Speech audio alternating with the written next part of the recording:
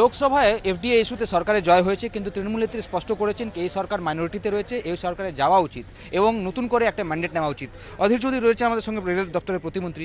অধীর, আপনিও কি মনে করেন আপনাদের একটা ফ্রেশ ম্যান্ডেট নেওয়া উচিত? 271 তো আপনাদের কাছে নেই। পার্লামেন্টটা চলে মেজরিটি ভোটের উপরে। আজকে মমতা ব্যানার্জিরা যদি জানেই যে আমাদের নেই, তো আমাদের বিরুদ্ধে ভোট তো দিয়েছে তারা প্রমাণ করার জন্য যে আমরা মাইনরিটি, প্রমাণ করার জন্য তো ভোটটা তো দিয়েছে। তাতে দেখা গেল যে আমরা মাইনরিটি নয়, পার্লামেন্টে আমরা মেজরিটি। হ্যাঁ, ম্যাজিক নাম্বারের কথা যখন বলা হচ্ছে, ম্যাজিক নাম্বার নিশ্চয়ই কালকে দেখানো হয়নি, কিন্তু পার্লামেন্টে চলে majority. Majority must be granted, তার উপরেই চলে ভারতবর্ষের গণতন্ত্র। তো সেইটা যদি একটা সিএম না জানে, তো আমার কিছু করার নেই, দুর্ভাগ্য। এটা গেল এক। আর 2 নম্বর হচ্ছে যে ভোট যখন 2009 সালে হয়েছিল, তখন কিন্তু মমতা ব্যানার্জিরা বলেছিল 5 বছরের জন্য ভোট দিন আমাদেরকে। তখন কিন্তু কংগ্রেসের হাত ধরে তাকে 5 বছরের জন্য ক্ষমতায় আসতে হয়েছিল। ঠিক আছে?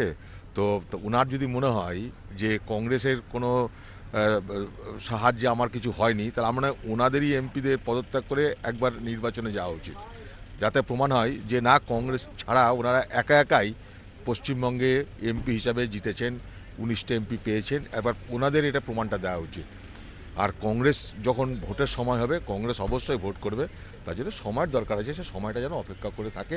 সেদিনই ময়দানে মোলাকাত হবে, পশ্চিমবঙ্গে নয়, সারা ভারতবর্ষে, যে কংগ্রেস কোথায় আর বিরোধীরা কোথায়। আমাদের দুর্ভাগ্য যে পশ্চিমবঙ্গে বলা হচ্ছে ইমাম ভাতা নিন সংখ্যালঘু মানুষ বলে, সংখ্যালঘু ভোট জোগাড় করার চেষ্টা করা হচ্ছে। আর পার্লামেন্টে এসে সাম্প্রদায়িক শক্তি বিজেপির হাত ধরে আগামী দিনে নরেন্দ্র মোদীকে প্রধানমন্ত্রী করার বাসনা দেখছে যে তৃণমূল, সেই তৃণমূলের স্বরূপ, চরিত্র, চেহারা, মুখ মানুষের কাছে কিন্তু স্পষ্ট হয়ে যাচ্ছে। তার একটা কথা, গতকাল আমরা দেখলাম ফেসবুকে মমতা বন্দ্যোপাধ্যায় তার মন্তব্য করেছেন। এর আগেও ফেসবুকে বিভিন্নবার তিনি বিভিন্ন ইস্যু নিয়ে বক্তব্য রাখেন। আপনিও তো মন্ত্রী হয়েছেন, আপনিও কি কোনো ফেসবুক অ্যাকাউন্ট খোলার চিন্তা ভাবনা না, রয়েছে? আমার কোনো ফেসবুক টেসবুক নেই। এইটাই যথেষ্ট। এত টিভি মিডিয়া পেপার আছে, আবার ফেসবুক নিয়ে কি হবে? অতটা আমি মিডিয়া মানে টেক সাবি এমপি নই আর কি। আমি নেটিজেন নই, আমি Indian citizen, but not Indian netizen till now. তার একটা প্রশ্ন উঠছে কি, আজকে সংবাদ মাধ্যমে খবর হচ্ছে কি রেজিনগরে যিনি বিধায়ক, তার বিরুদ্ধে এই সরকার আসার পরে 3টে কেস হয়েছে এবং তাকে এখন মন্ত্রী করা হয়েছে, তিনি মন্ত্রী হয়েছেন।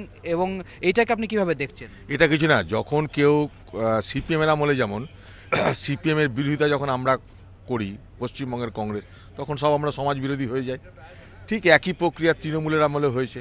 তৃণমূলের বিরোধিতা যারাই করেছে তারা একইভাবে সমাজ বিরোধী, খুনি, দোষী প্রমাণিত, মানে দোষী হিসাবে সাব্যস্ত হয়েছে।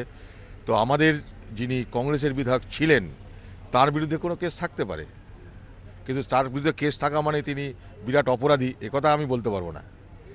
কোর্টে যদি বিচার হয়, কোর্ট দেখবে।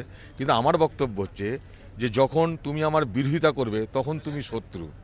যখন তুমি আমার সমর্থন করবে, তখন তোমার মধ্যে আর কোনো কলঙ্ক থাকলো না, তোমার চরিত্র নিষ্কলুষ হয়ে গেল, তুমি পবিত্র হয়ে গেলে। এইটার নাম হচ্ছে সুবিধাবাদী রাজনীতি, যেটা মমতা ব্যানার্জিরা করছেন।